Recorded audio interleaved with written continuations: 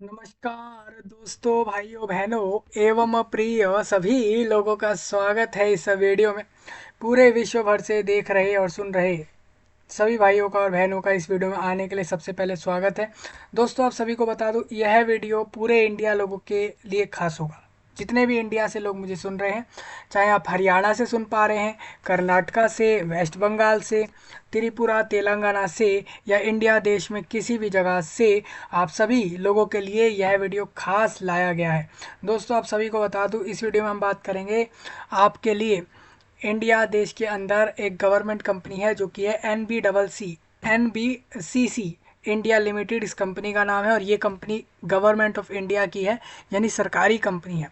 और ये कंपनी 100 से भी ज़्यादा लोगों को, 103 लोगों को रिक्रूट कर रही है, जिसके लिए नोटिफिकेशन कंपनी द्वारा आ चुका है 2024 के मार्च मंथ में। ठीक है, जिसके लिए फॉर्म भी चल रहे हैं, आप लोग अप्लाई कर सकते हैं। इस वीडियो में आपको नोटिफिकेशन डिस्कस करके दे रहा हूँ, जिसमें मैं eligibility, qualification, age limit, form की डेट, सिलेक्शन प्रोसेस कैसे होगा, कौन कौन सी पोस्ट है, क्या सैलरी मिलेगी और क्या कुछ काम होगा इधर, सारा कुछ, यानी फॉर्म भरने से लेके प्रिंट तक के सारे प्रोसेस, स्पेशली फॉर्म भरने से लेकर आपको वैकेंसी मिलेगी वहाँ तक का प्रोसेस, ज्वाइनिंग तक का प्रोसेस, सारा इस वीडियो में डिस्कस करूँगा। तो ध्यान से सुनिएगा और समझिएगा इस वैकेंसी को लेकर जो भी बातें नोटिफिकेशन में लिखी हुई है। मैंने इस वीडियो के सही नीचे अप्लाई लिंक, वेबसाइट और नोटिफिकेशन लिंक प्रोवाइड किया है, वहाँ से जाकर अप्लाई कर लेना। इंडिया में आप किसी भी जगह से हो, किसी भी जगह से आप लोग इस वैकेंसी को ले सकते हो। ठीक है, कौन कौन सी पोस्ट हैं जल्दी से जान लेते हैं। सारी जॉब गवर्नमेंट होंगी, तो जल्दी जल्दी सुनेंगे आप सारी चीज़ें।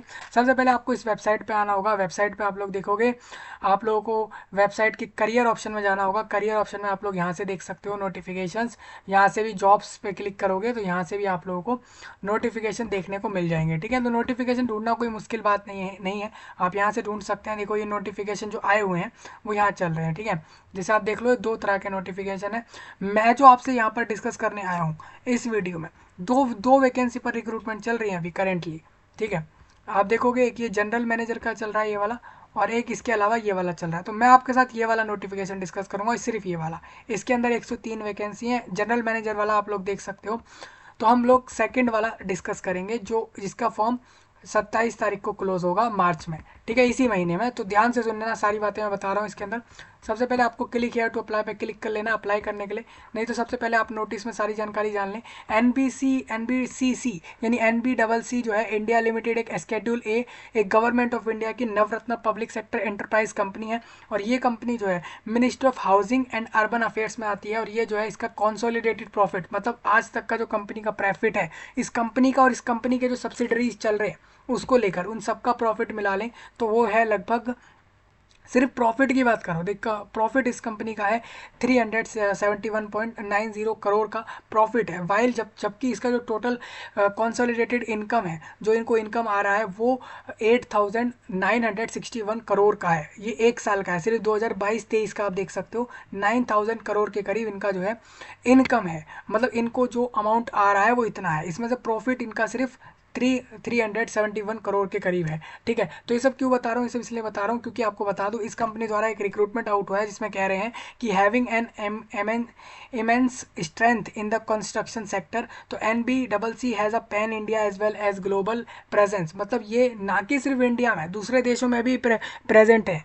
और ये कह रहे हैं कि हम जो है यहाँ पर लोगों को रिक्रूट कर रहे हैं from the bureau of Indian standard in respect of project management, consultancy and execution of the projects. Company के जो प्रेजेंट एरियाज हैं ऑपरेशंस के, जहाँ पर वो कर रही है काम, उसके 4 मेन सेगमेंट है, जिसमें आप लोगों को बता दूं, project management consultancy including redevelopment और रियल इस्टेट डेवलपमेंट और EPC कॉन्ट्रैक्टिंग, और इसके अलावा स्मार्ट सिटी प्रोजेक्ट के ऊपर, ये 4 चीज़ों के ऊपर ये कंपनी काम कर रही है। और उसके अंदर ये बोल रहे हैं for it ambitious ambitious ambitious expansion plan both in India और ओवरसीज, ओवरसीज मतलब बाहर भी। तो कंपनी ने क्या कहा है कि required dynamic and result oriented professionals on regular basis, मतलब हमें जो है कुछ पोस्टों पर लोगों को रिक्रूट करना है, रेगुलर बेस पर हम रिक्रूट कर रहे हैं। हु आर पैशनेट, जिनको पैशन है, और excel and take the organization to new height, मतलब कि आप लोग एक नई ऊंचाई पर लेकर जाएं इस कंपनी को। उसके लिए आप लोग अगर इसकी क्वालिफिकेशन रखते हो तो अप्लाई किया जा सकता है। कौन कौन सी पोस्टें आई हैं, सबसे पहले देखिए जनरल मैनेजर इनको चाहिए इस कंपनी को स्ट्रक्चरल डिज़ाइन सिविल में, मतलब इनको जनरल मैनेजर चाहिए स्ट्रक्चरल डिज़ाइन के अंदर जिसका कैंडिडेट जो है सिविल साइड का हो। उसके लिए इन्होंने बोला है हम आपको देंगे आईडीए, मतलब हम आपको 90,000 रुपीज़ से लेकर 2,40,000 का पर मंथ, ये पीए होगा पर मंथ होगा, पीएम पर मंथ, ठीक है। ये E6 का इनका सैलरी आता है। इसके अंदर बता दूं इसके लिए इनको एक ही कैंडिडेट चाहिए जो जनरल से चाहिए होगा। इसके अंदर ये कह रहे हैं 49 एज से कम वाला फॉर्म भरेगा। एसेंशियल क्वालिफिकेशन ये हो कैंडिडेट ने फुल टाइम रेगुलर बेस पे सिविल इंजीनियरिंग की डिग्री की हो, ठीक है।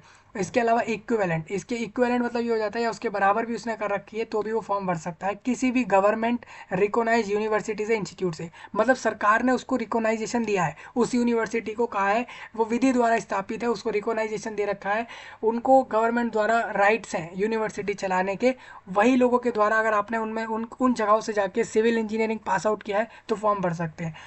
49 एज मैक्स टू मैक्स हो सकती है, उससे कम होनी चाहिए।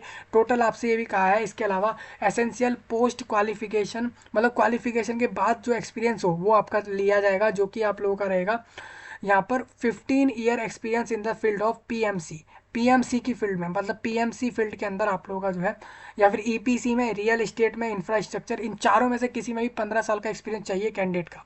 Should be presently working on regular basis, अगर मान के चले आप लोग प्रेजेंटली अगर वर्क कर रहे हो रेगुलर बेस पर कम से कम 2 साल का जो है minimum period of 2 year in first step below post E5 in the scale of, मतलब मान के चले कि आप लोग 2 साल अपने इसमें जो है वर्क किया ही हो इन फील्ड के अंदर, किसी भी एक फील्ड में आपने रेगुलर बेस पे 2 साल का कम से कम इसमें जो है वर्क किया हो, जो कि आप लोगों ने पे स्केल 80,000 से लेकर 2,20,000 के बीच किया हो, लेवल 13 या फिर आपने लेवल 13 के ऊपर जो है इसके अंदर CDA के ऊपर सैलरी के ऊपर काम किया हो।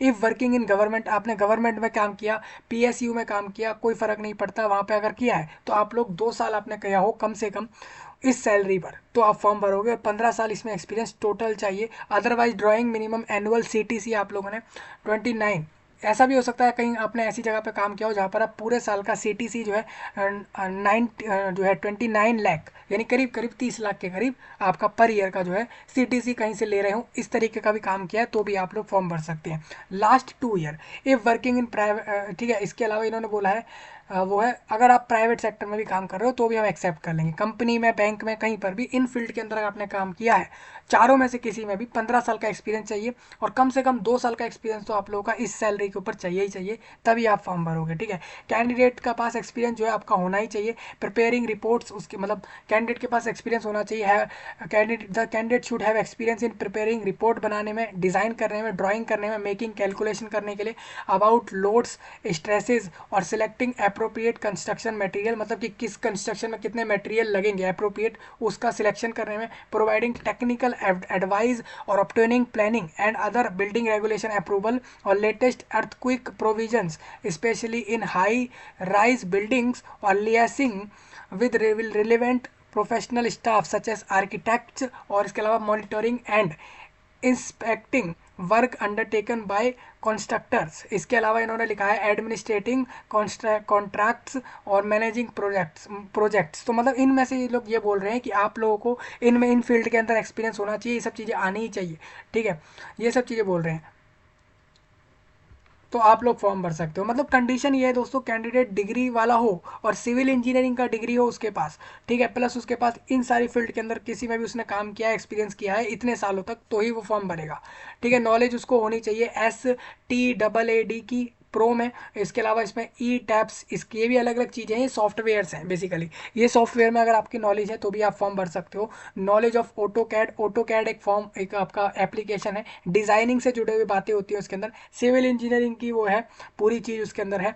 और आपने अगर रेविट और BIM इनमें से किसी में भी आपने अगर ड्राइंग प्रिपरेशन आपको आता है तो आप फॉर्म भर सकते हैं। कैंडिडेट के पास नॉलेज हो कंप्यूटर यूज़ करने की अच्छी खासी, कि वो कंप्यूटर को अच्छे से यूज़ कर सकता है तो वो अप्लाई कर सकता है। सेम जनरल मैनेजर इनको चाहिए इलेक्ट्रिकल में और मैकेनिकल डिज़ाइन में। टोटल इसके अंदर भी एक ही कैंडिडेट चाहिए इनको। सैलरी इन्होंने बता दिया, क्वालिफिकेशन, एक्सपीरियंस सब यहाँ लिखा हुआ है, तो इस तरीके से आप चेक कर लेना। जनरल मैनेजर ही इनको आर्किटेक्चर और प्लानिंग में चाहिए, एक ही चाहिए, उसके लिए भी क्वालिफिकेशन आप यहाँ से देख सकते हो। मोस्टली इन्होंने बड़े बड़े पोस्ट पर निकाले हैं, additional general manager, AD, AGD, AGM और GM जैसे पोस्ट इन्होंने निकाले हुए हैं, ठीक है, तो उसको आप देख सकते हैं। इस तरीके से आप सैलरी और डिप्टी जनरल मैनेजर यानी कि DGM, उसका पोस्ट आप लोग यहाँ से समझ सकते हो, क्वालिफिकेशन समझ सकते हो। तो सभी लोग अपने अपनी पोस्ट की क्वालिफिकेशन एक्सपीरियंस समझ लें। सैलरी आप यहाँ से देख सकते हो, वैकेंसी भी आप यहाँ से देख सकते हो, इनको कितने लोग किस किस पोस्ट पर चाहिए आप देख सकते हो। मोस्टली इनको हर पोस्ट पर 1 या 2 इतने इसी तरीके के लोग चाहिए। तो इस तरीके से आप देख सकते हो, किसी किसी पे इनको चाहिए ज़्यादा। जैसे आप देखोगे इनको सीनियर प्रोजेक्ट एग्जीक्यूटिव चाहिए सिविल में, उसके लिए कैंडिडेट का सिर्फ 2 साल का एक्सपीरियंस चाहिए इस फील्ड में, ठीक है। और उसको ये लोग देंगे 40,000 से लेके 1,40,000 तक का इसको हम देंगे। मतलब कैंडिडेट का इन्होंने एज भी बताया, ये जो एज लिखी है ना यहाँ पे, इससे कम होना चाहिए। जैसे कि 30 साल लिखी है, तो इससे कम अगर कैंडिडेट है और उसने अगर सिविल इंजीनियरिंग करी है और 2 साल का उसके पास एक्सपीरियंस है, सिर्फ 2 साल का भी, इनमें से किसी भी फील्ड में, प्राइवेट में, सरकारी में, किसी में भी फॉर्म भर सकता है, ठीक है। ये सब चीज़ें उसको आनी चाहिए। अगर नहीं आती तो पहले आप इसको सीखें, उसके बाद ही इस वैकेंसी पर डालें फॉर्म। टोटल वैकेंसी इसमें 20 आई है, ठीक है। तो ये भी आप देख सकते हो। थोड़ा सा आगे बढ़ेंगे, आप एक और चीज़ देख लें, इलेक्ट्रिकल वाले भी अपना समझ सकते हैं। अलग अलग पोस्ट है दोस्तों, तो एक बार आपको ध्यान से समझना होगा एक एक पोस्ट की क्वालिफिकेशन को, एक्सपीरियंस को, सैलरी को, और इसके अलावा पोस्ट की वैकेंसियों को एक एक कैटेगरी वाइज समझना होगा, ठीक है। जेई की भी वैकेंसी आई है, आप देख सकते हो। सिविल में जूनियर इंजीनियर की वैकेंसी भी आ रखी है, तो उसके लिए भी इसमें एक्सपीरियंस नहीं चाहिए। देखिए अब आप कहोगे हमें तो, हमारे पास एक्सपीरियंस नहीं है लेकिन क्वालिफिकेशन है, तो कोई इशू नहीं है। आप देख सकते हो, आप लोग मैनेजमेंट के अंदर जा सकते हो, यहाँ पर लॉ में, उसके लिए कोई एक्सपीरियंस नहीं है। जेई सिविल में भी कोई एक्सपीरियंस नहीं है, देख सकते हैं आप लोग। तो ये सब है, तो आपसे एक्सपीरियंस नहीं मांग रहे हैं, आप वो भी देख लो यहाँ से। इन्होंने सैलरी भी यहाँ लिखा हुआ है, उस हिसाब से आप देख सकते हो। तो इस तरीके से आपका हो जाएगा। टोटल वैकेंसियाँ जो आई हुई हैं आपकी वो है 103, टोटल 103 है। इन सबको जोड़ लेंगे तो प्रोसीजर जो है आप लोग अप्लाई करने का जो है वो जनरल इंस्ट्रक्शन में जाकर आप लोग देख सकते हो। ऑनलाइन फॉर्म भरना है, बहुत आसान प्रोसेस है। रजिस्ट्रेशन करो, फॉर्म भरो, डॉक्यूमेंट अपलोड करो, फीस अगर ली जा रही है तो वो दो, और फॉर्म जमा करके उसका प्रिंट निकाल लो, बस इतना करना है। कब से कब तक फॉर्म भरेंगे, तो 28 फरवरी से चालू हुआ है ये, और ये 27 मार्च को क्लोज होगा 5 बजे में, तब तक फॉर्म डाल देना, ठीक है। ऑनलाइन देखिए, final online submission of application, देखिए तो साफ साफ है, ऑनलाइन फॉर्म भरना है इसके लिए। अब बात ये आ जाती है, जो पोस्ट आपकी सीरियल नंबर 7 से लेकर 19 तक है, उसके लिए इन्होंने कुछ बातें बताई हैं, ठीक है। तो उसके हम आगे बढ़ते हैं दोस्तों। इसके बाद ये है, फॉर्म भरने से पहले फ़ोटो साइन रेडी रखें, 10th 12th ग्रेजुएशन और एक्सपीरियंस सर्टिफिकेट रेडी रखें अपने पास, जिससे कि फॉर्म में डाल सके। तो ये सब बोल रहे हैं। पेमेंट आपको बता दो, फीस कितनी ली जाएगी। तो हर पोस्टर के अलग अलग चार्जेस है। अगर आप लोग जनरल मैनेजर पे अप्लाई करोगे तो 1,000 रुपये लिए जाएंगे। सेम आप लोग देखोगे यहाँ पर, अगर आप लोग ट्रेनी पर अप्लाई करते हो तो आप लोगों से सिर्फ 500 रुपये लेंगे, बाकी हर पोस्ट पर 1,000 रुपये ही है, ठीक है। तो फीस हो गई है, आप लोग देख सकते हैं। और जो लोग SC ST से हैं उन लोगों से और डिसेबल्ड वालों से फ़ीस नहीं ली जाएगी, वो फ्री में फॉर्म भर सकते हैं, ये इसमें कंडीशन है, ठीक है। अब बात आती है सिलेक्शन कैसे होगा। अब सिलेक्शन इन्होंने साफ साफ बोला है आप लोगों का। मोस्टली आप देख सकते हो, जो आप लोगों की E6 और E5 और E4, मतलब जिन पोस्टों पर हम आपको E4 और E5 और E6 लेवल का सैलरी देंगे।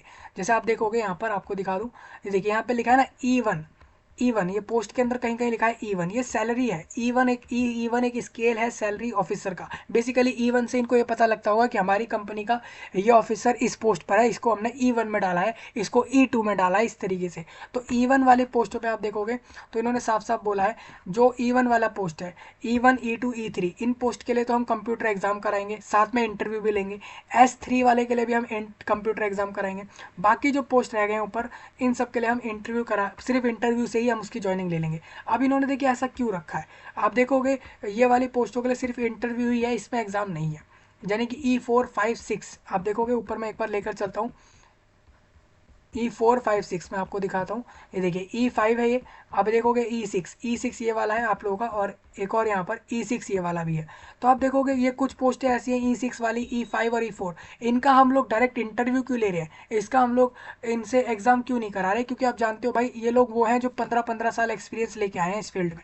तो आप लोग देख सकते हो इनका तो एक्सपीरियंस ही इतना ज़्यादा है, तो इनसे एग्जाम लेने की ज़रूरत क्या है। तो इन्होंने साफ साफ कह दिया है। इसी वजह से ये वाली पोस्ट है, बड़ी पोस्ट है, इसके लिए तो डायरेक्ट इंटरव्यू हो जाएगा। उससे छोटी पोस्टों के लिए एग्जाम इंटरव्यू दोनों होगा, और उससे भी छोटी पोस्टों के लिए सिर्फ एग्जाम करा लिया जाएगा। मतलब कहीं ना कहीं ये साफ साफ बता रहे हैं कि कौन कौन सी पोस्ट पर हम कैसे सिलेक्शन करेंगे, ठीक है। ये आपको समझ आया।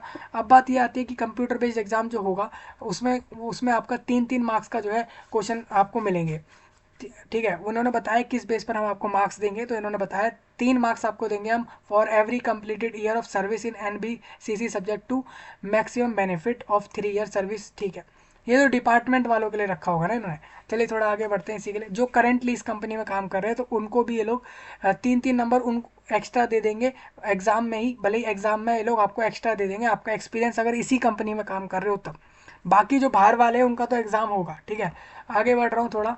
मैनेजमेंट ट्रेनी वालों के लिए इन्होंने सैलरी कम रखी है। अब सैलरी जो रखी है वो इन्होंने यहाँ बता रखी है कितनी मिलेगी, क्या काम होगा। रेम्यूनरेशन इन्होंने बताया, क्या सिर्फ सैलरी मिलेगी, अदर अलाउंस भी मिलेंगे, सारी चीज़ें यहाँ बता रहे हैं। श्योरिटी बॉन्ड भी आपसे कराएंगे कि भाई आपको 3 साल या 4 साल जो भी है कंपनी को देने हैं, वो सारी चीज़ें होंगी। ये बॉन्ड भी साइन होगा इधर, ठीक है। रेम्यूनरेशन आपको बता दूं, ट्रेनी पोस्ट को छोड़ के बाकी सारी पोस्टों पर आपको बेसिक पे तो मिलेगा ही, महंगाई भत्ता, घर का किराया और पर्क्स, अलावेंस, कैफेटेरिया अप्रोच, ये सारी चीज़ें आप लोगों को मिलेंगी, ठीक है। कंपनी के रूल के हिसाब से मैनेजमेंट ट्रेनी वाले पोस्ट को इतना कुछ फ़ायदा नहीं मिलेगा, बाकी सबको मिलेगा।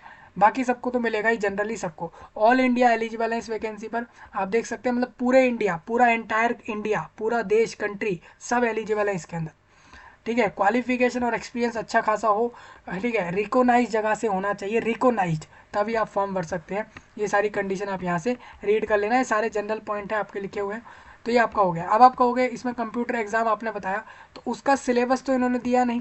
तो सिलेबस मैं आपको बता दूं, इसमें ये अभी नहीं आया है, आपका मार्च एंड तक इसमें सिलेबस आ जाएगा। उस सिलेबस के बिहाफ पे आप लोग तैयारी करके इस एग्ज़ाम को निकाल के ये वैकेंसियाँ ले सकते हो, ठीक है।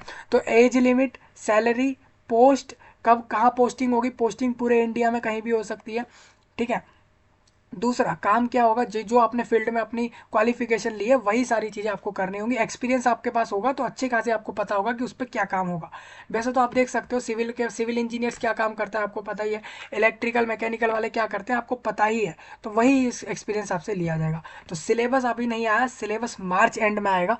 बाकी सारी चीज़ें आपको क्लियर कर दी हैं। एग्ज़ाम इसके अंदर अप्रैल या मई में हो सकता है CBT का, ठीक है।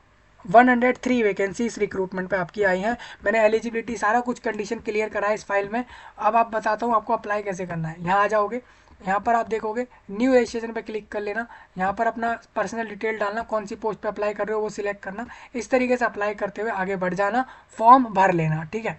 तो ये पूरा मैंने आपके साथ फाइल डिस्कस कर दिया है वैकेंसियों का। कोई डाउट आपका हो कमेंट में बताना, और इस जानकारी को पूरे विश्व में, पूरे वर्ल्ड में शेयर करना, खासकर इंडिया के एक लोगों तक पहुंचाना, जहां तक भी आप इसको शेयर कर सको। मैं आपसे मिलूंगा जल्दी ही, तब तक के लिए आप सभी का धन्यवाद।